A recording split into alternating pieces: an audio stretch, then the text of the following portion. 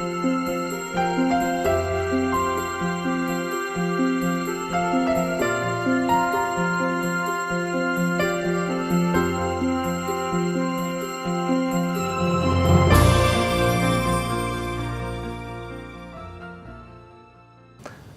हम अपनी इस यूनिट में इंटरनेट के बारे में, इसका सूचना और संचार में क्या महत्व है, इसके बारे में चर्चा करेंगे। जो इस यूनिट के 3 मुख्य उद्देश्य हैं वो है इंटरनेट और वर्ल्ड वाइड वेब की अवधारणा के बारे में आपको जानकारी देना, दूसरा इंटरनेट प्रोटोकॉल के बारे में जानकारी देना, और तीसरा वीडियो कॉन्फ्रेंसिंग कैसे करते हैं और उसके लिए क्या हार्डवेयर सॉफ्टवेयर की जरूरत पड़ती है उसके बारे में, और अंत में थोड़ा सा कॉन्सेप्ट आपको वाईफाई के बारे में भी हम आपको समझाएंगे। इंटरनेट, जैसा कि आप लोग सब जानते होंगे, पिछले 30 साल में ही इसका जन्म हुआ है। सबसे पहले तो 1960 में एक एडवांस रिसर्च प्रोजेक्ट एजेंसी, जो अमेरिका की एक एजेंसी है, उन्होंने अपने कंप्यूटर्स को मिलिट्री पर्पजेस के लिए जोड़ा था। लेकिन बाद में 1982 में जब वहाँ के और कुछ लंदन के बिटनेट नेटवर्क में सबने ये आपस में तय किया कि हम सारे कंप्यूटरों को एक दूसरे से बातचीत करने के लिए, एक दूसरे से सूचना आदान प्रदान करने के लिए एक यूनिफॉर्म प्रोटोकॉल का इस्तेमाल करेंगे, जिसका नाम है TCP/IP, transmission control protocol / internet protocol. जब यह निर्णय लिया गया, उसके साथ ही 1982 में इंटरनेट का जन्म हुआ।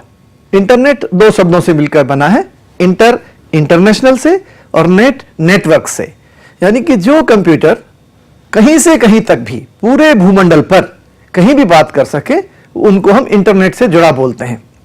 ये सब लोग कैसे जुड़ते हैं, ये सब मशीन आपस में कैसे बात करती हैं? कुछ मशीनें तारों के माध्यम से बात करती हैं, कुछ मशीनें उपग्रहों के माध्यम से बात करती हैं, और कुछ बेतार के तार, वाईफाई का भी आपने नाम सुना होगा, उसके हिसाब से बातें करती हैं।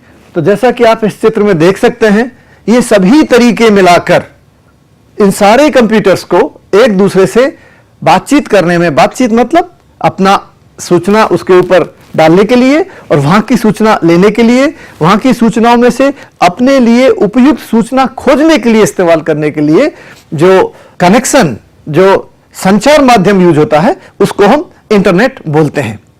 आप ये सोचते होंगे इंटरनेट कोई बहुत बड़ी कंपनी चलाती होगी या कोई बहुत बड़ा गवर्नमेंट का समूह चलाता होगा, ऐसा कुछ नहीं है। ये एक बहुत ही लोकतांत्रिक प्रक्रिया से चलने वाली सोसाइटी है, एक गैर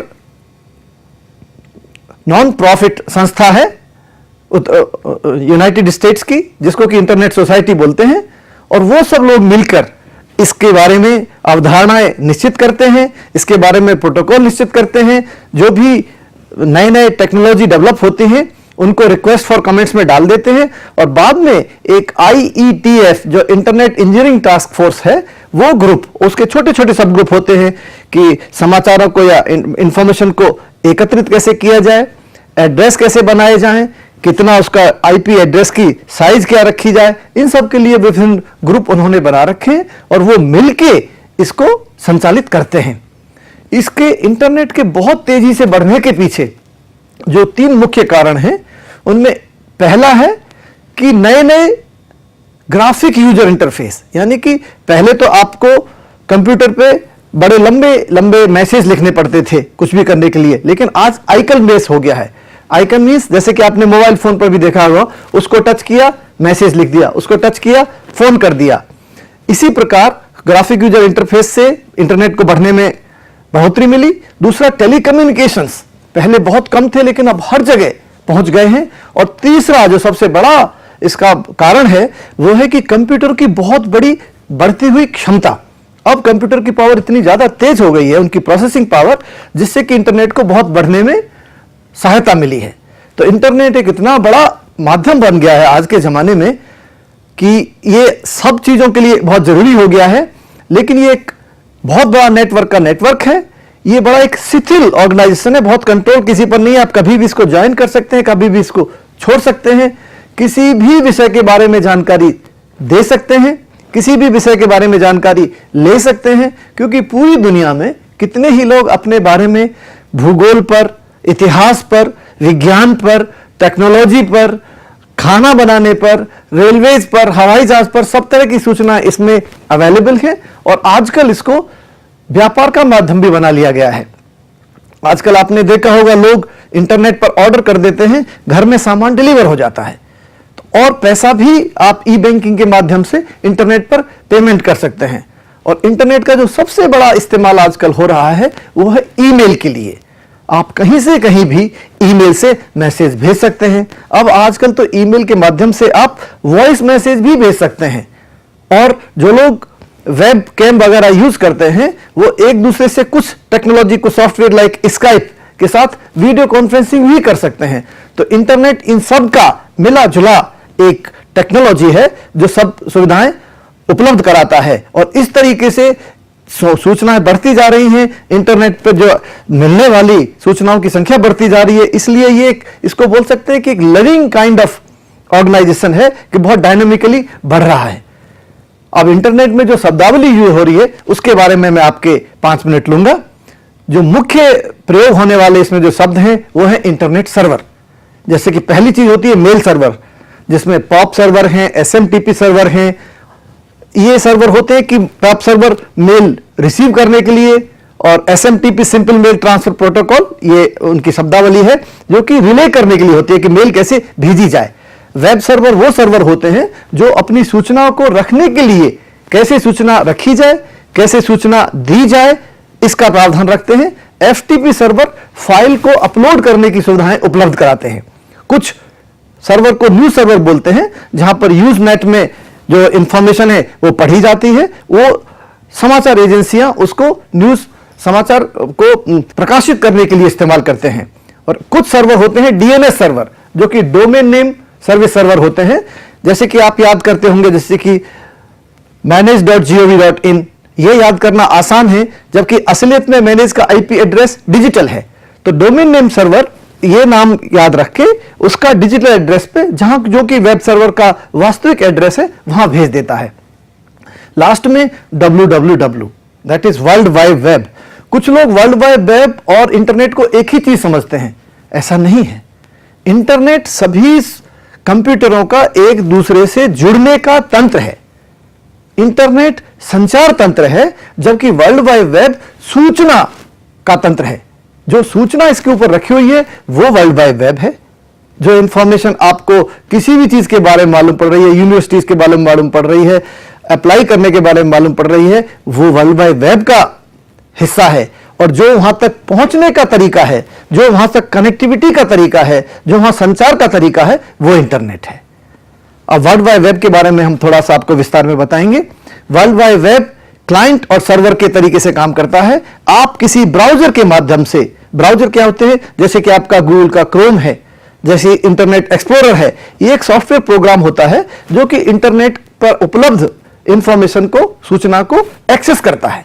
इसके माध्यम से आप इंफॉर्मेशन को ले सकते हैं। और वेब सर्वर एक सर्वर का काम करते हैं जो कि उस इंफॉर्मेशन को देते हैं। आप इस फिगर में देख सकते हैं कि क्लाइंट किसी इंफॉर्मेशन की रिक्वेस्ट करता है और वेब सर्वर वो इंफॉर्मेशन देता है। इसके लिए वेब की लैंग्वेज अपनी है, प्रोटोकॉल अपनी है। जो वेब जो आपको दिखाई पड़ता है उसको वेब पेज बोलते हैं। वेब पेज इस तरीके का पेज है जो हाइपरटेक्स्ट HTML में, हाइपरटेक्स्ट मैनिपुलेशन लैंग्वेज में वो उस पर रखा हुआ है ताकि उसको वहां से एक्सेस किया जा सके। होम पेज किसी भी संस्था का, किसी भी वेबसाइट का पहला वाला पेज होता है। इस पर विशेष तौर से इंडेक्स पेज है। इंडेक्स पेज मतलब यानी कि उस पर, उस वेबसाइट पर क्या क्या चीज उपलब्ध है, उस वेबसाइट के अंदर आप क्या क्या पा सकते हैं, क्या क्या सुविधाएं उपलब्ध हैं, वो पहले पेज पर मिलते हैं। इस पेज को वेब पेज बोलते हैं। और जिस सॉफ्टवेयर प्रोग्राम के माध्यम से आप इसको एक्सेस करते हैं उसको वेब ब्राउजर बोलते हैं। और वेबसाइट बहुत से वेब पेजों का समूह होता है, जिससे कि हम देख लेते हैं कि ये भी वेब पेज, जैसे कि मैनेज में आप जाएंगे तो वहां पर देखेंगे ACABC जो गवर्नमेंट ऑफ इंडिया की स्कीम है उसका अलग वेब पेज है हमारे पास, और किसान कॉल सेंटर का अलग वेब पेज है। इसी तरीके से ABM का अलग वेब पेज है। वेबसाइट इन सब का संग्रहण है। अब मैं थोड़ा सा डोमेन नेम प्रणाली के बारे में आपको बताऊंगा। डोमेन नेम सर्वर, जैसा कि मैंने पहले बताया कि सभी वेब सर्वर का एक डिजिटल यानी कि नंबरों का एक एड्रेस होता है। डोमेन नेम सर्वर अल्फाबेटिक नाम दे देते हैं, उसको ट्रांसलेट करके उसके एक्चुअल नाम तक ट्रांसलेट करते हैं। इसको हम URL भी बोलते हैं, जैसे कि www.yahoo.com, ये URL हो गया। इसको DNS सर्वर ट्रांसलेट करके उसका एक्चुअल डिजिटल नेम तक करता है।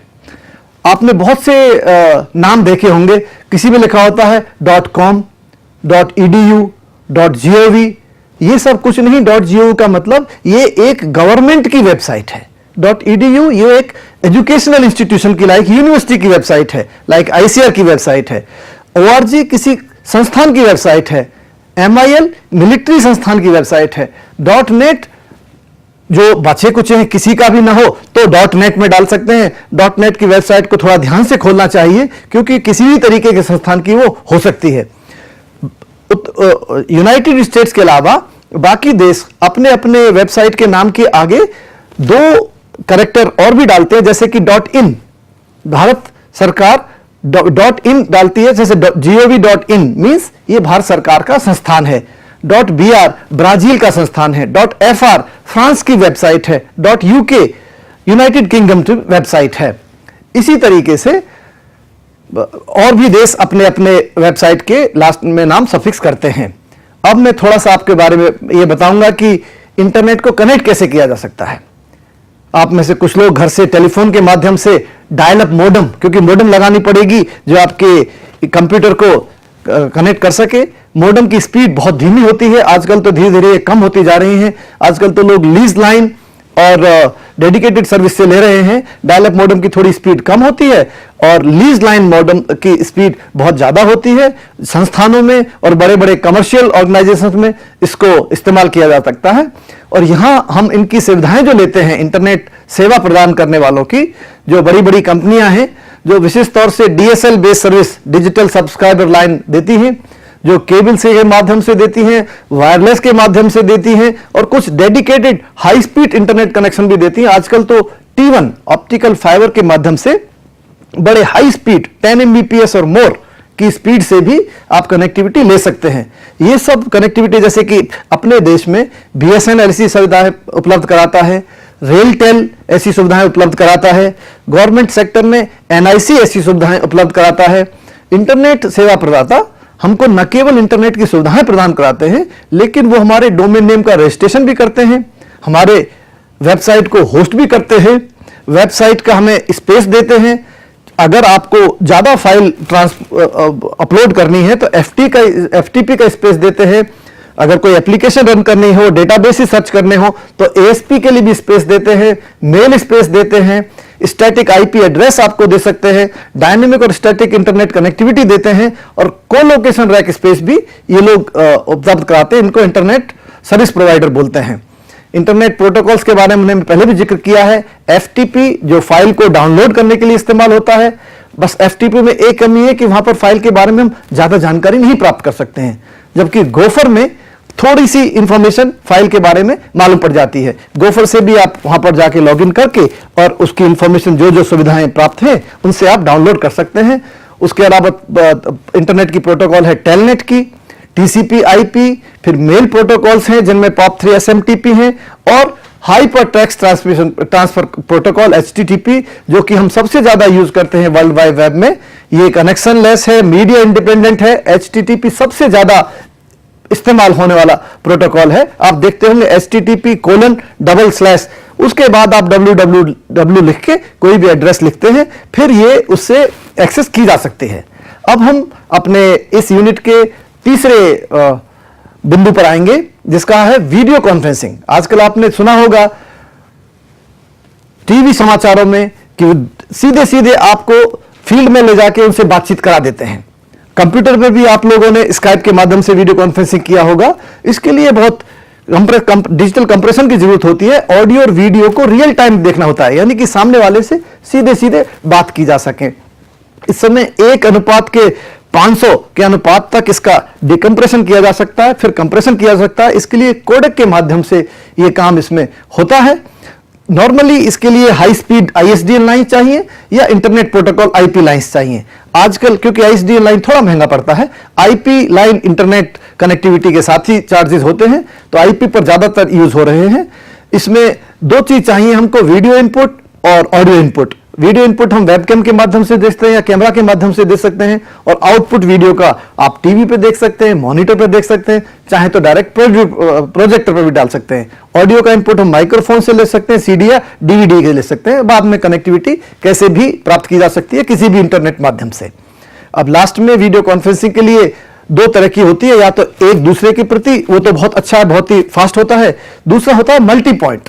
आजकल आप देखते होंगे कि एक बहुत से प्रदेशों के चीफ मिनिस्टर सारे ज्वाइंट डायरेक्टर से एक साथ बात कर सकते हैं, तो विभिन्न जिलों में तो मल्टी पॉइंट वीडियो कॉन्फ्रेंसिंग के लिए हम मल्टी पॉइंट कंट्रोल यूनिट, जिसको कि MCU बोलते हैं, उसका लगाना जरूरी होता है। फिर उसमें एक कंट्रोल भी करना होता है कि कौन कौन सी साइट ऑनलाइन रहेंगी, और वो सब इंटरनेट के माध्यम से एक दूसरे से बात कर सकते हैं। लास्ट में 1 मिनट वायरलेस फिडिलिटी के लिए आप देखते होंगे आजकल कहीं भी लॉन में भी लोग कंप्यूटर इस्तेमाल कर रहे हैं, इंटरनेट इस्तेमाल कर रहे हैं। दिल्ली एयरपोर्ट पर आप देखिए वाईफाई आपको 1 घंटे के लिए निःशुल्क अवेलेबल रहती है। इसका शुरुआत 1980 में हुई, जो कि माइकल मार्कस ने किया, इसका रेडियो फ्रीक्वेंसीज का इस्तेमाल। लेकिन असलियत में CSIRO, जो कि अमेरिका में, ऑस्ट्रेलिया में बेस्ड एक Commonwealth scientific and industrial research organisation है, उन्होंने 802.11 एक प्रोटोकॉल का आविष्कार किया 1996 में। हाई फ्रीक्वेंसी जो रेडियो पर है 2.4 गीगाहर्ट्ज से 5 गीगाहर्ट्ज तक, और अब तो 802.11 ABGN ये प्रोटोकॉल है जो कि वाईफाई के लिए यूज होती हैं। इससे हम बगैर तार के कंप्यूटर पर इंटरनेट का इस्तेमाल कर सकते हैं, और आजकल आपके मोबाइल और ये सारे जो है ये वाईफाई के माध्यम से इंटरनेट को इस्तेमाल करते हैं। इस प्रकार हमने इंटरनेट के बारे में, वीडियो कॉन्फ्रेंसिंग के बारे में और वाईफाई के बारे में आज ये चर्चा की। अगर आपको इसके ऊपर कुछ और जानकारी चाहिए तो कृपया अपने पूरे मटेरियल को पढ़ें, जो कि पूरा www.manage.gov.in पर उपलब्ध है, तथा ये वीडियो भी हम इसी वेबसाइट पर उपलब्ध कराएंगे। धन्यवाद।